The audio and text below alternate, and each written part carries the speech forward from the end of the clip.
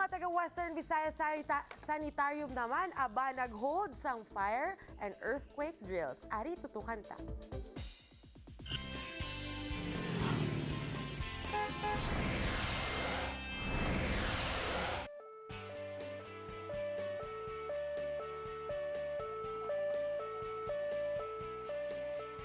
Daw matuod gid nga rescue operation.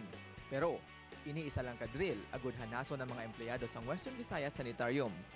Sa mga nagkakadapat nilang obrahon, sa tion niya magluntad ang linog o konsunog. Ining aktibidad ang parte sang ilang training sa health and management system. This is part of our preparation or hospital preparedness plan para nga in times of disaster like fire or earthquake, the employees of the hospital is ready anytime. So this is capability building sa part sa amon nga mga empleyado, sa amon nga mga doktor, kag sa mga amon man nga mga fire brigade kag search and rescue team.